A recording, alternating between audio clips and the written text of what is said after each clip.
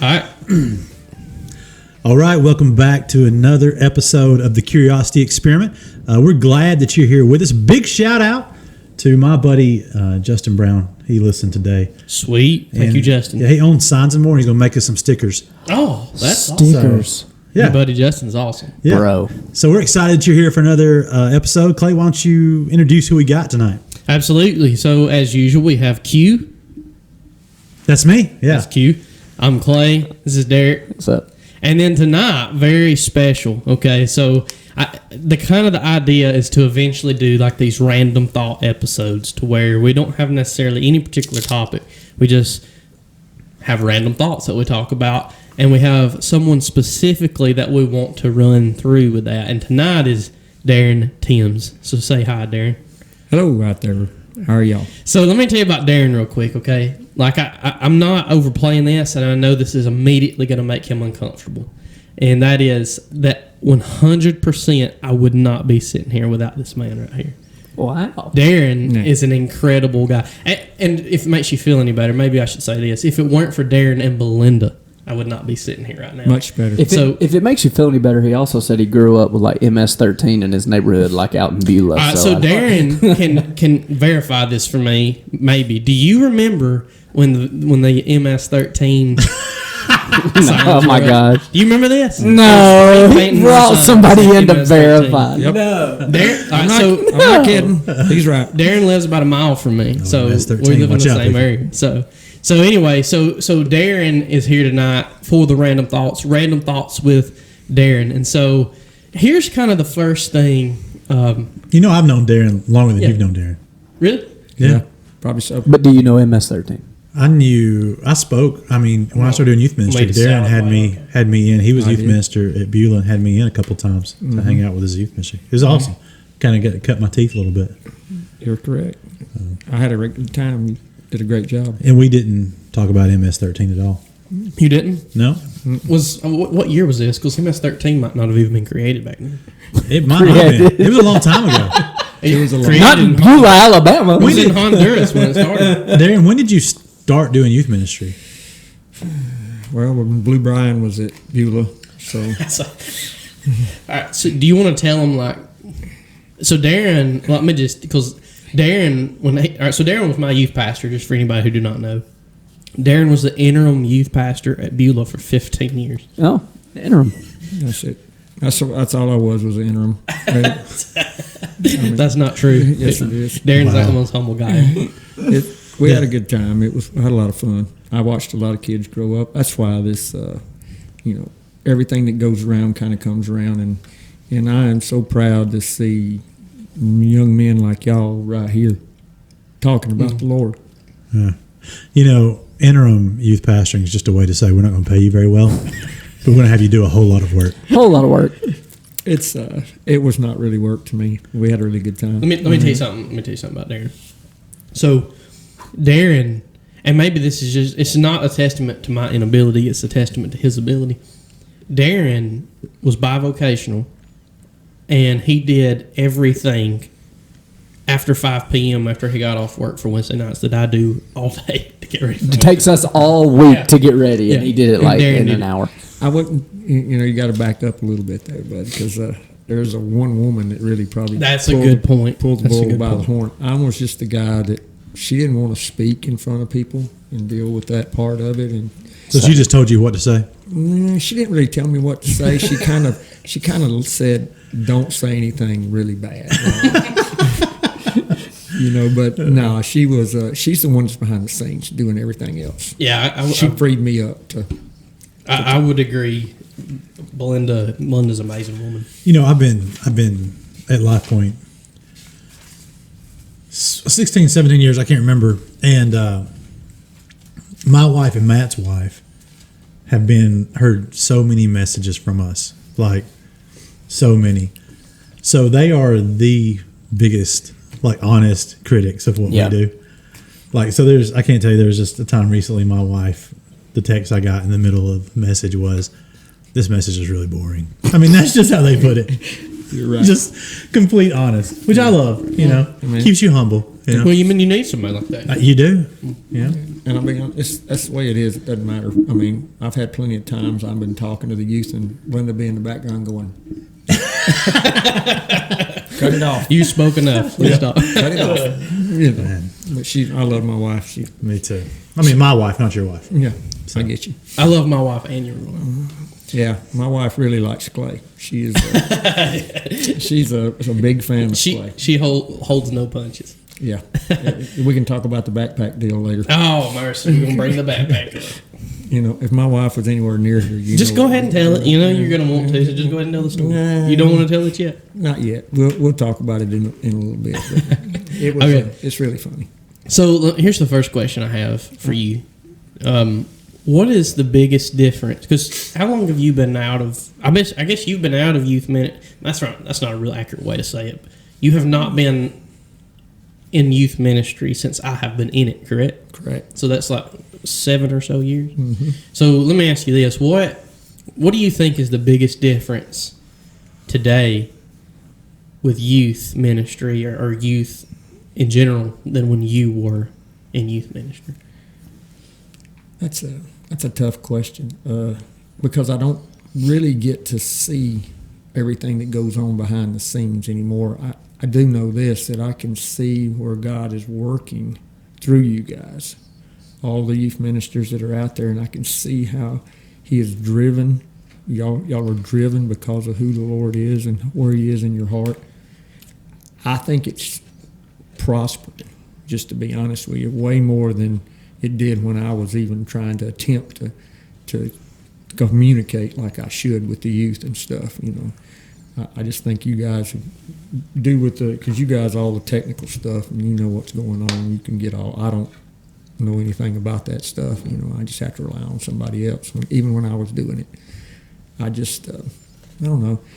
I really believe that the youth ministry today has the potential just to blow open. I'm just going to be honest with you. I really do. And I think there's a lot of great young men and women out there that's pushing that and doing a great job of it. Do you think that there are challenges now, even with just 7 years, that didn't exist back when like I was a youth in your youth group?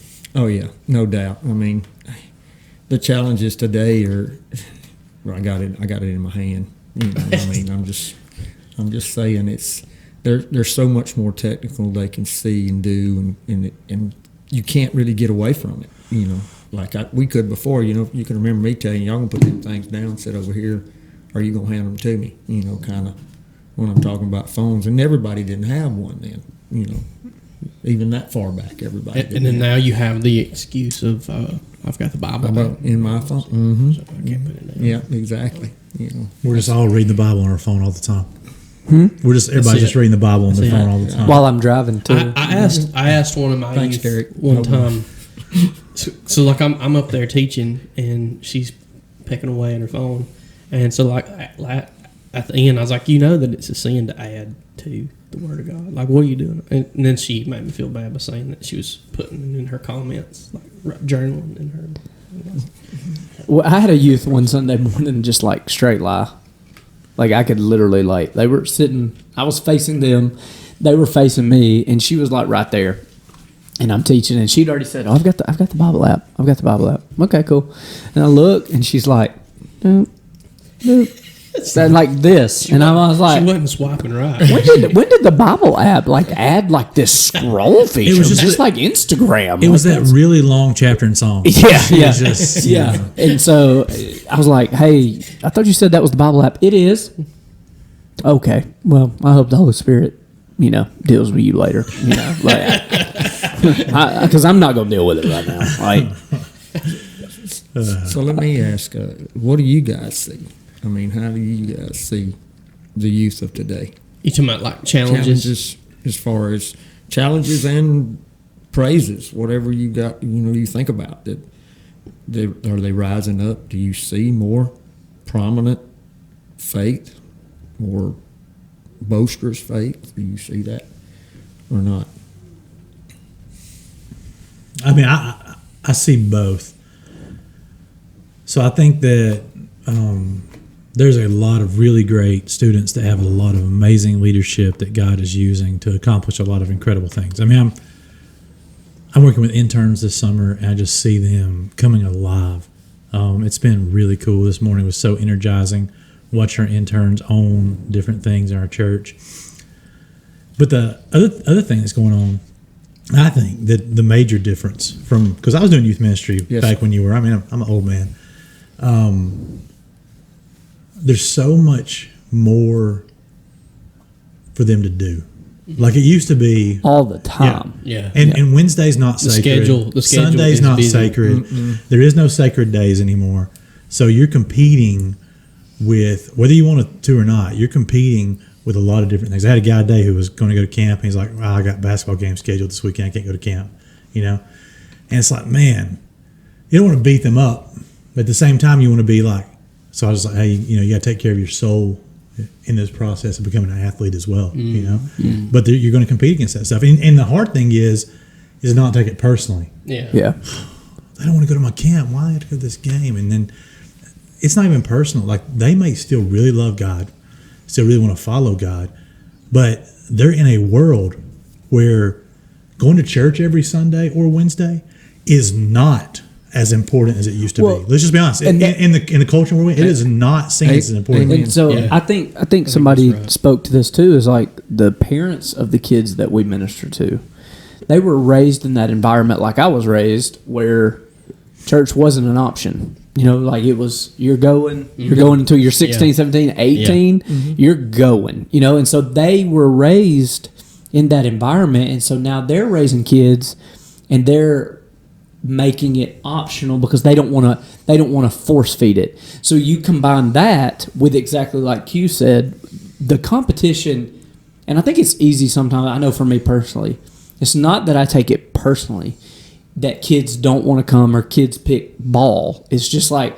in the back of my mind, I let Satan whisper, you can't compete with ball. You can't compete with band. You can't compete with all of the things that the phone, the social media, the pressure, like you can't compete with that. And so that I think that is, and for me personally, it's just hard sometimes to get over that viewpoint and then see, like you said, like I have some kids that are really awesome kids, but I miss them because I'm always thinking about the ones that are not there. You know what I'm saying? Like I miss them doing what they're supposed to do. And isn't that interesting? Like sometimes you get in this idea, this thought process to where you have to choose, like, do I minister to those who actually want to be there, or do I spend my time going after those kids? And to me, it's even hard biblically because I just preached on Sunday, you know, like which one of you who has 100 sheep and one goes missing, that you don't leave the 99 in the open field to go get the one that's lost. And so it's like, I think sometimes I use that as an incorrect justification. Like,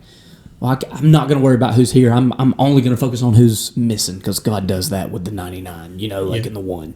But I think you also not Jesus too. Yeah, exactly. Can I say too? I think Darren, these guys may not experience as much as me and you did. When we grew up in the age that you were expected to go to church, what happened is a lot of churches didn't do church very well. No. Because people were expected to come. And so you have get out of here with your logic. So you have a generation. What a lost opportunity. You have a generation that was raised up that when they were young, they might come to something on Wednesday night that really was dynamic. Yep. And they go to a Sunday that was kind of lackluster. Yeah. And so they lost the passion of wanting to be there all the time. And I think that's we face that culturally. And the other thing, I think that when it comes to how we compete against these other things, the one thing I keep reminding myself is that when a student is going through some kind of trauma or hard time or tragedy or loss, it's in those moments that if we're there as ministers, we become more important than ball. Because ball won't be there for you in those moments, but people will. And so I think you just got to. It doesn't hurt you when you're hurting. Play the long game. You got to be consistent. Play the long game. And just be there, and not let it hurt your feelings when they're not coming. When they don't show up every Wednesday, when they don't go to camp, you just can't let it hurt your feelings. You got to love them and be there for them, and give them. Like, we don't need to be lazy. What happened is ministers got lazy. I mean, Yeah, I can't tell you, man. When I was growing up, the one thing that would frustrate me, and I felt the draw to it, honestly, was that if you were a pastor, you were on some high pedestal, and it almost like Didn't matter what you did. you could be lazy. You could just come to your office, sit in your office, study for 25 hours for a sermon that you're going to preach for 1 hour, which blows my mind, by the way. Just blows my mind. Like, I ain't never studied that much for a test. It's going to be a 3-hour test. I ain't never studied that long for it. So, like, you're studying that long for that. So you're sitting half of a 40-hour work week. You're sitting in the office. The other time you might drive to a hospital one day.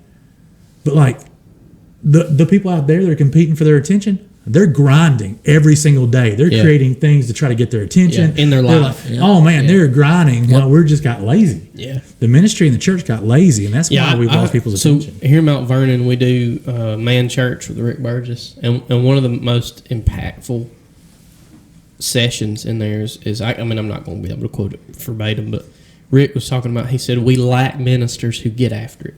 Mm-hmm. It's like too many ministers, they go to seminary, and they get into this game of ministry because they think in their head it's an easy job. Yes. And that's so true, it's not even funny. And for a season, it was. Yeah. It wasn't Because an everybody easy was gig. coming, and it didn't matter what happened. Yeah. It's like, what are you going to do on Sunday? Going to church. On church. Yeah. What are you doing Wednesday night? Going to church. What about Sunday night? Well, we're going to church. Yep. I mean, people just went. I did that I did that. every single day. I mean, I was not given a choice. I mean, really, if you really think about it. You know what? We never asked around my table. Is our pastor really that good? Yeah. Is the church really? Is the message that good? Yeah. You know, we did. We did. We just went to church. It's just I mean, as much as I hate to say it, right, we never. no critical analysis of what's happening. You know? I don't ever remember. Well, even talking to my parents about you it. remember what happened when they did that to Moses? The ground opened up, man. Well, there you go. You know what? It's you guys are funny. I like this. All right. Here's one for you, Darren. All right. And we're going to do a whole episode about this, so don't get too in depth. We're going to ask you this question, but don't answer it too good. Darren's hand. I'm talking about us here. Okay. Do you believe in Sasquatch? Do I believe? Yeah. In Why or why not? Sasquatch? Bigfoot? Henry? I don't know. Was he chasing us up there when we were in Gatlinburg in the top that time? People were talking about it. I'd forgotten about that. I remember that. How do you forget something like that? Like, I'm drawn into that, and I don't even know what he's talking about.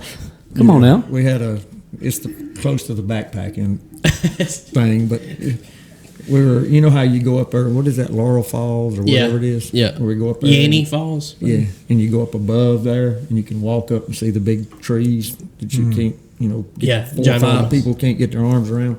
So we're up there, and they kept saying, Sasquatch is over here. Where's Sasquatch? And I'm like, what are y'all talking about?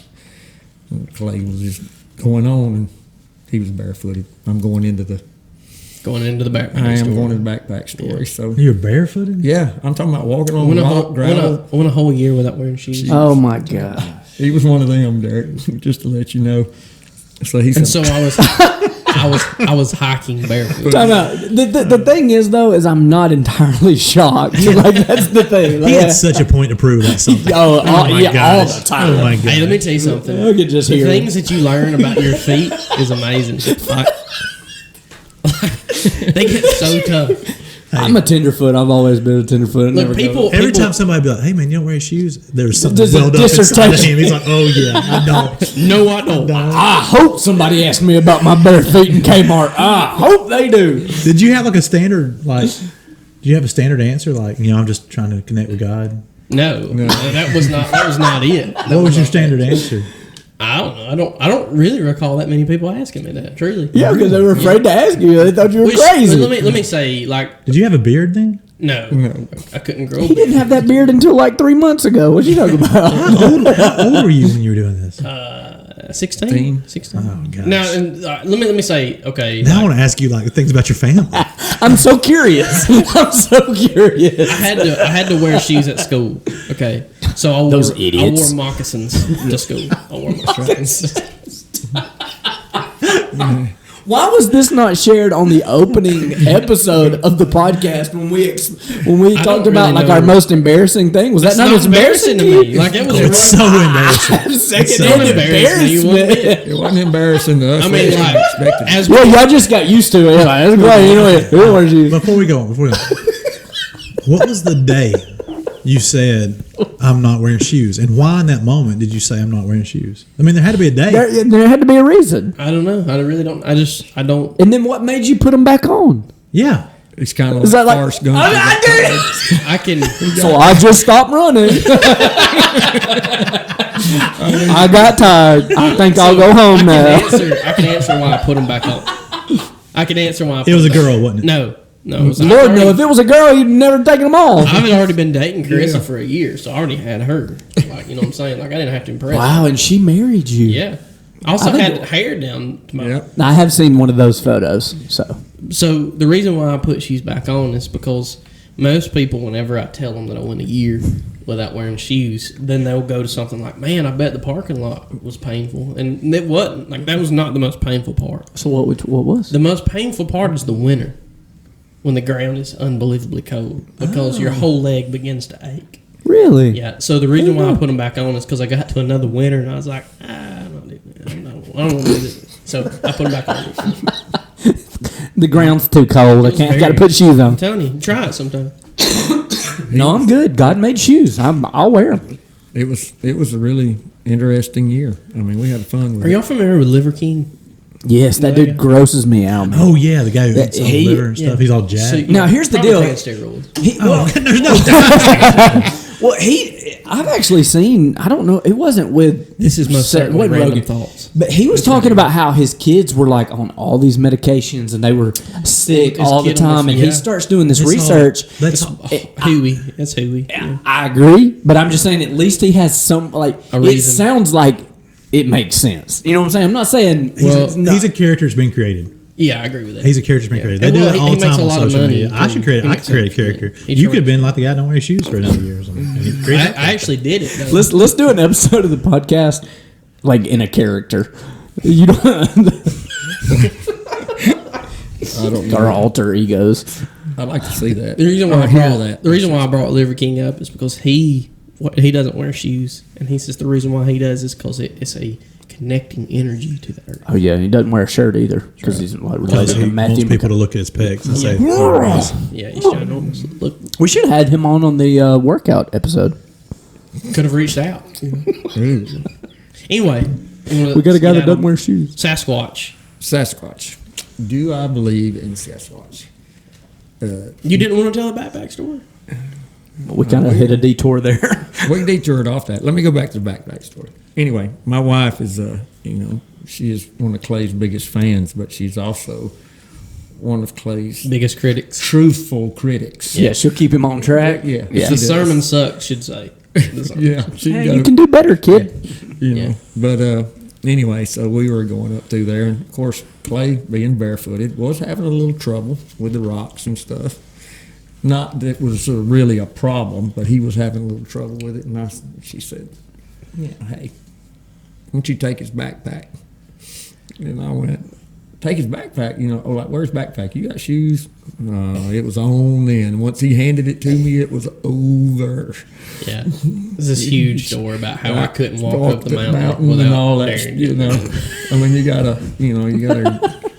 a guy that's 40 years older than you carrying your backpack up the Well, I think it's important to mention too that hiking trail was is asphalt. it was So Hey, But you didn't have shoes on? Put some shoes on. Yeah, I was about to say they make stuff to help with that. Flip flops. it's also Socks. it's Socks. also- Socks on. again, it was also in the winter. it was. I agree, and I kind of felt I actually felt a little sorry for Clay. I mean, I understand he was. I did. I feel like somebody's somebody's always carrying his backpack. Metaphorically. Oh man, this episode's taking like a big anti-Clay turn right here. Man, I like it's it. always anti-clay. Ain't nothing I'd do for that boy. Right If there. I could make y'all feel better by you dumping on me, God, we appreciate you taking that for the team. I will take it Appreciate for the team, man. I didn't make Darren carry my backpack. I don't know what you're talking about. And I wore shoes my whole life when appropriate. You know. Exactly. Why don't you put some shoes in the backpack? If it was, I think. All right. Just in case. This is pure honesty, okay? Oh. Like I'm about to be just straight up honest with you. I'm almost certain I had shoes in the back. Oh my I'm pretty sure you did. Pride would not allow me to put shoes on. Oh. But that next winter Yeah, it I was think gonna be it too was cold. The moccasins were in the back. Yeah, I'm almost certain. Everywhere I sure went, it I was running. Because my wife was always talking about she wore moccasins a lot when she was in school, so she was all the time saying, Yeah. Clay's got his moccasins. Clay's got his moccasins. Which I can't say anything. I wore Uggs back before it was cool. to Yeah. wear Uggs. Yeah. Jelly. Never had. All right, so hold on. We can't miss this moment. So Darren used to be a surfer. Yes. Explain why you wore Uggs.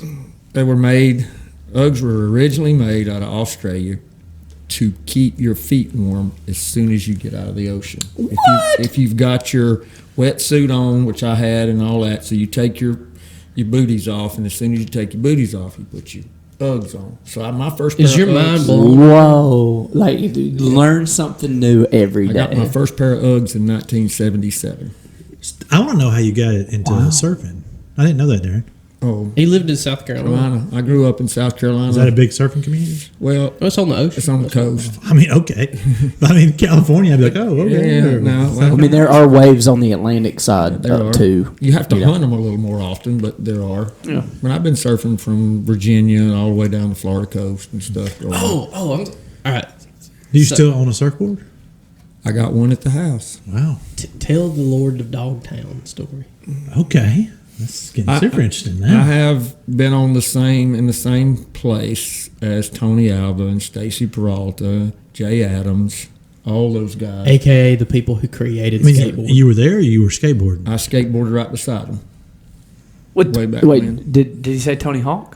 No, Tony Before Hawk was- Tony? Tony Hawk was Okay. after those guys. I didn't know. Well, I don't know. No, hey, come on, I man. don't know. Okay. I don't know. Try to be cool. I'm trying to learn. Try to be cool, I'm trying to dude. know. No, it's That's good, the man. only reference it's to not skating hard. I Just talking about have. how I went a year without wearing shoes.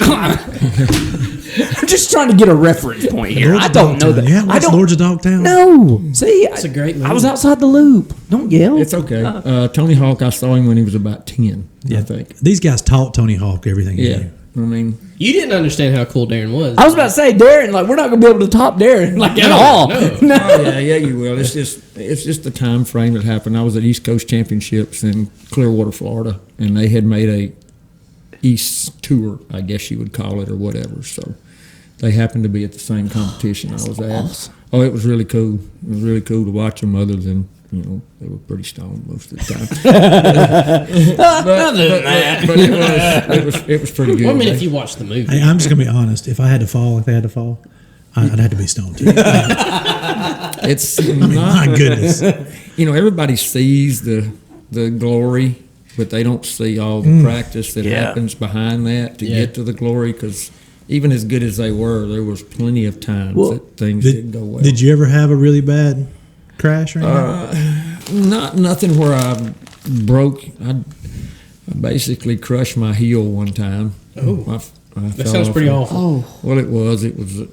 We had a ramp that was 25 foot, a half pipe, basically, in the skate park where I was skating for, and I just kind of got too close to the edge and didn't realize it. When I turned to come off, there was nothing, but all I saw was the ground. So, it hurt. I was disabled for a few weeks there. I was about to say, how do they A few fix weeks? that? They don't. You just put a boot on and It heals on it its own. heals on its own. Still bother you? No, not really. I good. mean, it's not too All bad. right, so when I was a teenager, I also skateboarded a little bit. I did not skateboard with the Lords of Dogtown. I think they were dead by this point. Well, did you skate barefooted? Yes, I feel sure you did. I'm pretty sure I have before. I did not at the time. I But did anyway, not. I say this to say I went down a half pipe one time and smacked my heels and bruised them one time. So I didn't crush them. Yeah, it's Similar It's, story. it's not hard. I never went on a half pipe. I was- had a skateboard, and my brother, I think my brother was pulling me behind the four wheeler, and he slammed on the brakes, and I went up under the four wheeler, and it cut my foot, and then my big toe nail was completely flipped. It Like I had to like flip it back, like it was inverted. Okay. All right, so my cousin Cole, if he listens, shout out. I doubt he does, but if he does, He probably does. he was when we were little. I think he was like, I don't know, 3 or 4, and he was on a go kart, and he was waving at his mom and dad right into his dad's mouth. Oh Knocked like 4 teeth out, and like for our entire childhood, he had gold teeth. no, dude! Why are we talking? I am not curious about these topics at all. One time, my brother was riding the golf cart. He wouldn't let me get on, so I threw a rock at him, and then he whipped it around and chased me down the yard until he ran right up the back of me. I once ran my sister over with a 4-wheeler. It was a 3-wheeler, actually. My brother was stone cold, man. Y'all got some crazy. I wasn't allowed. I was like, no skateboards. We weren't allowed to have skateboards. All right, so going back to Darren being a surfer, because that's infinitely more cool. Tell him It's the most coolest. The turtle story. Oh, yeah. That's probably the. I mean, you know, when you're in the ocean, sometimes Sharks. Yeah, you get Yeah. some sharks. I mean, I've had a 6-footer, braze me and that kind of stuff. Like a tiger shark? No. I would pee a lot. Come out. He just nonchalantly was like, yeah, 6-foot shark. Yeah, I don't get to my knees at the beach. Well, you can't. It happens too quick. You don't have time to react hardly till it brushes. And sharks are really rough. They're not smooth. So, Oh, good to know. but anyhow, so I was actually going down a wave. Everything was looking really cool, and I thought, I got this today. I'm on. one of them kind of things. Mm-hmm. All of a sudden, all I see is eyes and this big old head, and I fell. Of course, and then the turtle just kind of rolled. It's a sea turtle. Big old sea turtle just rolled right over the top of. I was petrified. I thought about walking on water. I was trying to walk on water to get out of there. That time, that's the scariest I've ever been. I want you to just think about this for a second. Darren just said that sharks brushed up against him, like And he's talking about a sea turtle. I mean, I'm serious. That was a scary. He described what a shark feels like, and then was like, "I was scared to death of that turtle." It was. I mean, I guess he just jumped up on me, and all of a sudden, I was like, "What is it?" And then it scared me. But the guy that my roommate in college and stuff, Chris Frazier, he passed away a few years ago from an aneurysm. But he was probably the best athlete I've ever seen at anything he'd ever done. He's about 5'6", 5'7". I ain't never seen nobody could run, shoot, throw. He's a 5th-degree black belt.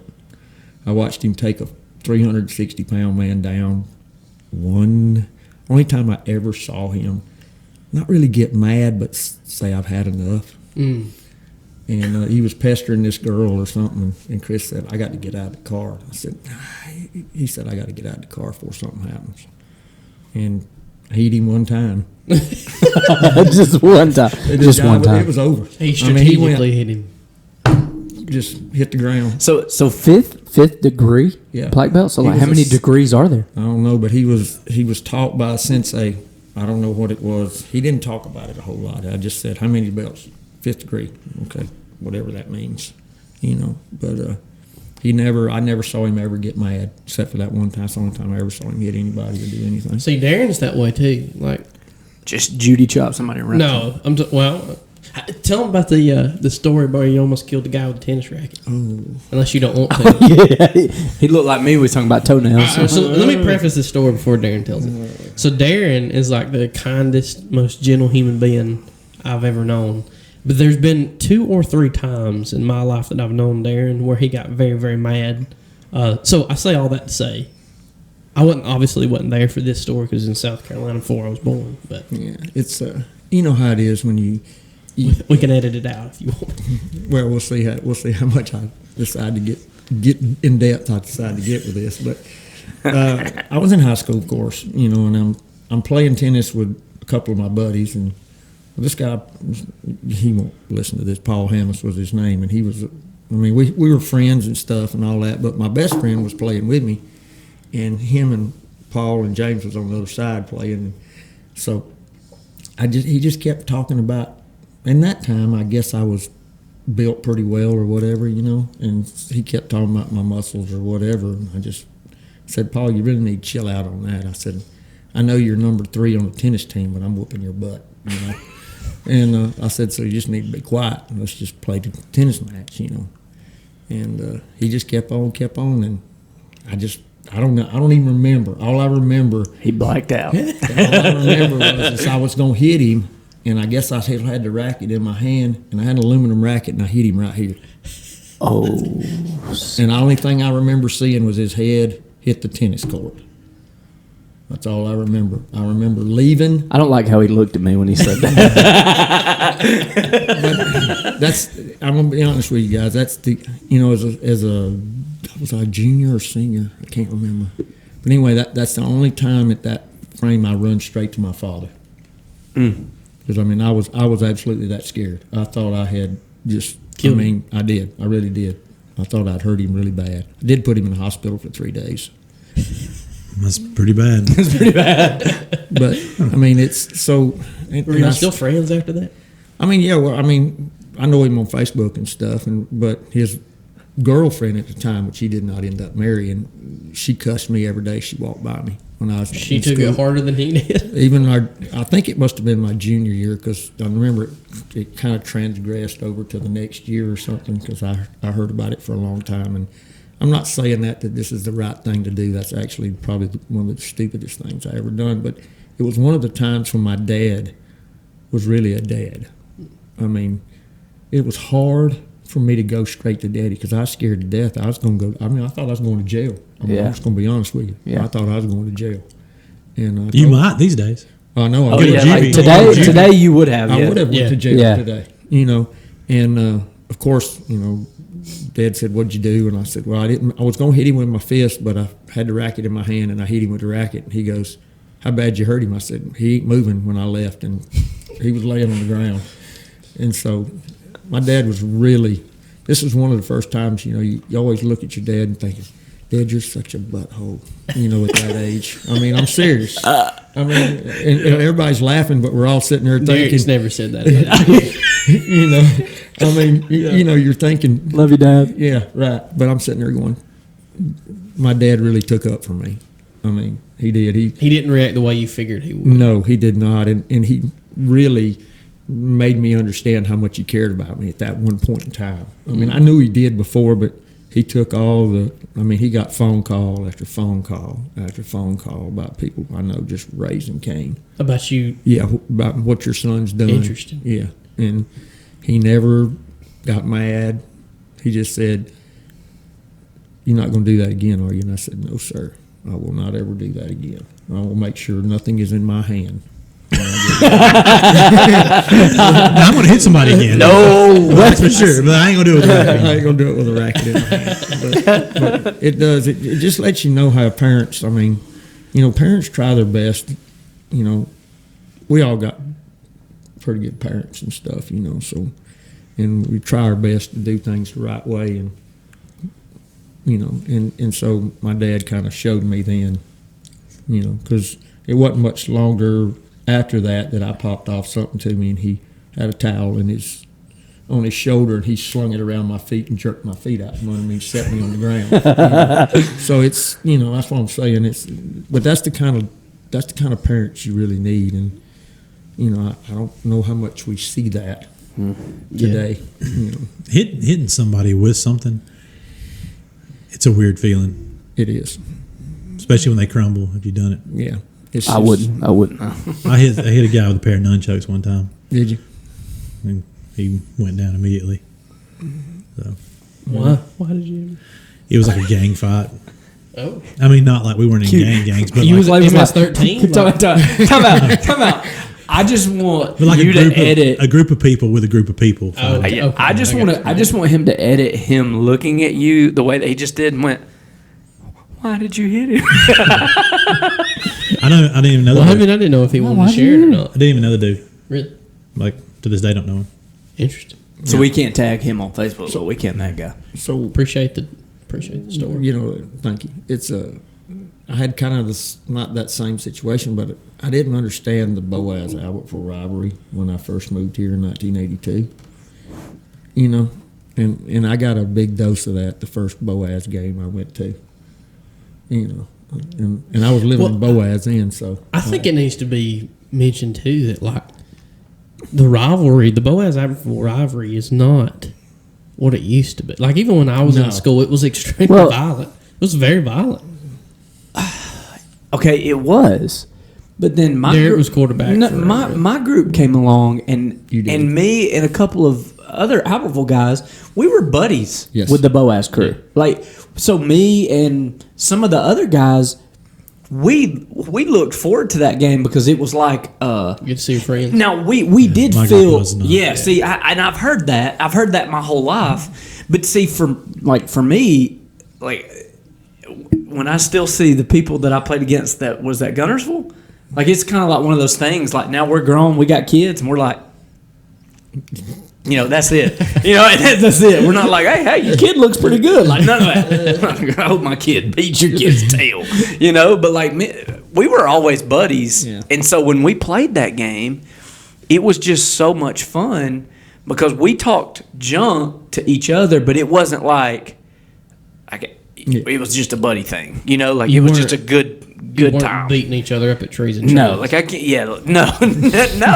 But no, I do remember like the couple of grades ahead of me. Like I can remember, hey, we're meeting up at Boys, and I'm like, no, I ain't going to do that. We had Pasquale's every Thursday, and it was almost like to spit in their face. Yeah, just like I hope like they show up. Our whole offensive line went to Pasquale's every Thursday for dinner. And just hope they showed up. Killed the buffet. Oh my God! Just put them out of business. We're going to own your. 725. It's about to go so far. They passed rules on us. They called the coach and said, "Hey, there's new rules. You have to eat your crust, like all kind of stuff." Like we were just eating so much pizza. I'm so surprised good. They survived. Like it's incredible. Like when I was in school, and it's still somewhat the same. I suppose it's like.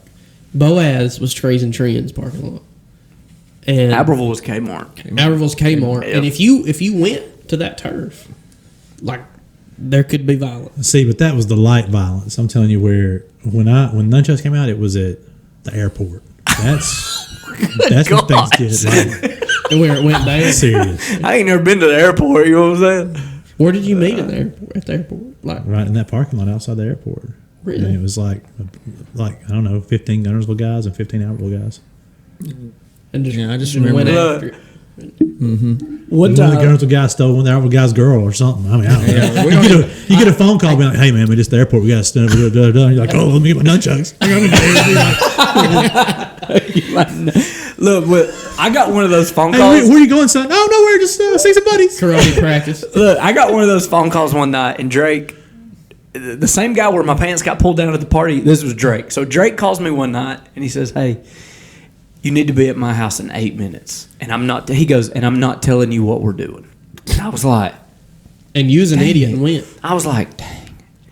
So I go, but he said, "You're in the Jeep, right?" Like I had a green Jeep Grand Cherokee, 1992 Sport Edition 2-door. Loved it. And Dad bought it. You'd have to talk to him. It was old when I got it. So I get there, and him and John Connor are stringing Christmas lights in the driveway. And I'm like, what are we doing?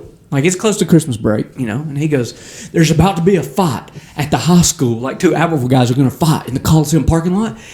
But we're going to spread Christmas cheer." And he said it just like that. And I went, "How?" He goes, "Just shut up and start stringing lights." We strung Christmas lights all over my Jeep, plugged it into the adapter, had it running through the window. We pull into the Coliseum parking lot with Christmas music blaring, and Drake's hanging out the window going, "It's Christmas, don't fight! It's Christmas, don't fight!" And it didn't work, and they fought. But everybody loved the Jeep. That was they had lights for their fight. We did. It's like, that's awesome. It's fight I think I sat on the hood and watched it with my Christmas lights all over it. You know, you provided side ring entertainment. So when I went to that fight with those Gunnersville guys, it was a real pivotal moment because I think I was a sophomore, or maybe this summer I just started driving, and it was a decision I made. It's one of those moments where I was like, these aren't the people I want to hang out with anymore, because I went there, and then it was a couple weeks later. They're like, "Hey, we're going down to Gunnersville. They're at a party. We're going to go disrupt it," and I rode with them. And then a guy came out of the house with a gun and shot a pistol in there. And I was like, you know what? This probably ain't for me. Getting real close to not being worth it. Yeah. I'm good. I'm good. And I quit hanging out with that group of people completely. And just next time they called, hey man, sorry I'm busy, and then just kind of, you know. Which is what I put a lot of effort into my youth ministry, because, you know, I want my youth kids to minister to people and to reach people, but I want them to influence people and not people influence them. Because, you know, even this past weekend playing in like a grown man church scramble, you know, and the guy that I was playing with saw a buddy that he used to know, and he's like, man, he went to college and just picked the wrong crowd, you know, and now he's, you know, 30-something. And those decisions then are still affecting him now, you know, and so that's so important to pick, you know, and some kids don't have that maturity to go, I don't think this is my group, you know, like they're just there, and eventually they're just in it, and they're just there, and that's just. Well, I think you need to understand out there, this is not just for students, this is for anybody. Adults too, because I see it happening with adults too. Like, understand this, people want you to be part of their thing most often because they feel like you make it better. It's not necessarily because they think you are a good person or they care about you. Yep. It's because they think you make whatever their thing is better. I started working out as a sophomore. I started as a sophomore. I was one of the strongest guys on the team. They're like, we want this guy to go fight with us. I mean, they wanted me. Yeah. I took 6 years of because martial the arts. Relationship, like, it's very selfishly motivated. They wanted somebody to make their thing better. But it's the same today. I can't tell you how many phone calls I get where somebody's like, Q, do you want to come to this meeting or this thing? And it's you want to evaluate, does this person really care about a relationship with me? Or do they want something out of it? They want me to bring whatever I've got to the table just to make their thing better. Yep. Now, look, there's at times I'm really excited about their thing. But I'm trying to, at this stage in my life, be connected to people who care about me. Period. And who want to do things together out of our mutual respect and love for each other, not out of somebody's agenda they're trying to push. Yeah. I'm just not interested anymore. Which, you know, like me personally, like y'all two, like just over the past like 2 or 3 years, when something comes up, you both at different times have been like, I don't really care what you do. You know what I'm saying? Like, I don't care. But I love you. I'm going to support you. Like, you know, and so that's the biggest thing is like, think about this spiritually. What do we really offer God? God, you know what I'm saying? Like, what do we... Oh, look at me. I can do this and I can do that. Yeah. God can do whatever he wants, whenever he wants. But he wants us. And so it's like when we reflect a Christ-like attitude in relationships, it's always important that we don't just have relationships that benefit us. Because ultimately, that's just, to me, that just becomes more and more evident exactly what you're saying. It's like, you know, just... And two, in regards to what you were saying, Q, is like, the best thing to weed out selfish people is evaluating how they treat you and what they do when terrible things begin to happen. You know, like when the any value they get from you diminishes, what do they do then? Mm. You know, because people who are leeches, they're gonna abandon you quickly. You know, the people that you want around you are those who are going to stick with you because they're trying to invest in you. Or the ones that know something's up or things aren't great and you don't hear from them. Yeah. You know what I'm saying? Like we going off Tracy Lawrence right here? Is that what Tracy if Lawrence? I'm not who your friend. So, is that Tracy? Yeah, pretty sure it's Tracy Lawrence. Time marches on. Time marches on. Yeah. That's a good one. That's a classic. Sisters in the room. You guys are hilarious. I love it. You guys, I really do. You guys are wonderful fellas. Well, thank you. You're awesome. I'll tell you, it's a pleasure, man, just to hang out with y'all. So let me ask this question, and then it's probably going to be time to wrap it up. I know how, but how did you get from South Carolina to Alabama? No, that's a long thing. Okay, I went to when I was grew up in Florence, South Carolina, which is 65 miles from the ocean, Atlantic Ocean. So when I graduated high school, I went to Coastal Carolina. Mm-hmm. That's where I was going to go because I'm a skateboarder. I'm a surfing dude. I want to go where I can stay close. So, and of course, the guy that was my roommate, Chris. I must be into Chris's because I got a bunch of friends named Chris. But anyway, so Chris Jenkins. yeah. It's Chris Shores. You don't really know him, but he's another one of my friends at work. And anyhow, so I just said Chris Jenkins so I could tag him into those. there you go. But anyhow, so really good friend of mine too. But anyway, so I was like, I'll just go there. Well, of course, while I'm in school there, I met a girl that was. She went to Saukstee at that point in time. Her dad was in the Air Force. Yeah, he was in the Air Force. This was a long time ago, so I'm trying to remember. Anyhow, so I didn't know it, but they were from Boaz, Alabama, originally. Now, she never been and lived in Alabama, but because he was in the Air Force all over the place. So that's how I ended up here. We got married. We stayed married for about 4.5 years, got divorced.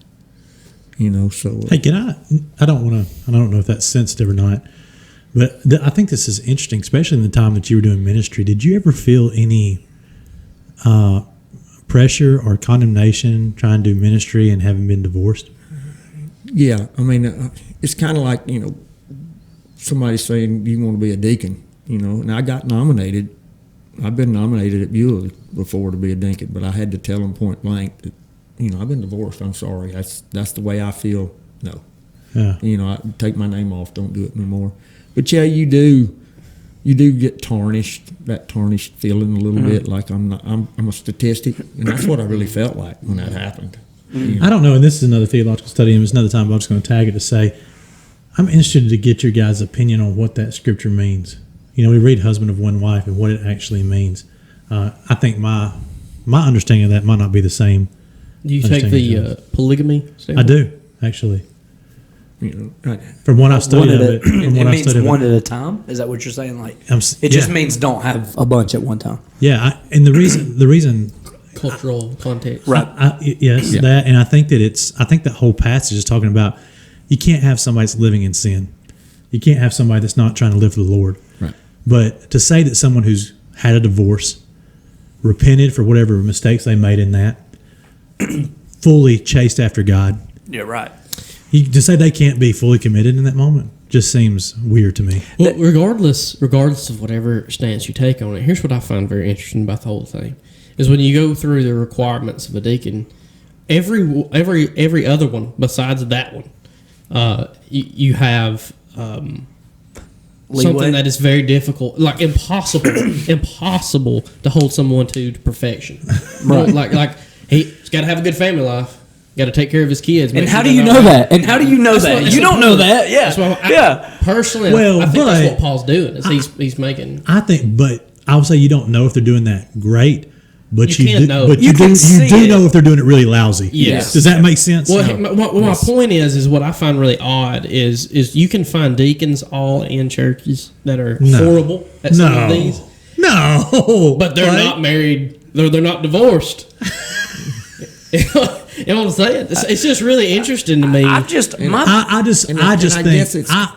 to apologize personally because I even was raised with that type of mindset. Because Darren, I think you have been a fabulous minister to our community, and I don't think you should ever been shorted for any mistake you made in the past on that. Well, and I mean, I can't go into all the mistakes that I have made. I really can't because the stigma of a skateboarder and a surfer is exactly what it says it is. I don't care what. There's very few of them out there that are really good kids. You know what I'm saying? So I fit that mold. So, and the fact that God, I mean, I'll be honest with you, you could take a bunch of my friends that I went to high school with, and if I sit down and I told them when I went to my 40th reunion and said, what are you doing now? I said, well, I'm teaching Sunday school and stuff. And you can see their mouth go, you're doing what? No way. I mean, I'm serious. And that's a perfect time for me to go, the Lord does great things through people that sometimes you go, Yeah. And I said, I'm one of them. I mean, Paul got to do what he got to do, and he was a murderer. All right, Q, do you want to send us out? Yeah, we back? We good? Yeah. quickly because the battery's going down. Well, Darren, thanks so much for hanging out. And again, thank you for all you've done in our community, all you've kind of led us and taught us along the way. We really appreciate it. Thank you, everybody, for listening. We'll be back again in about a week, so keep your eyes open, ears open for the next episode of the Curiosity Experiment. See you soon. Adios. Adios. Thank you, guys.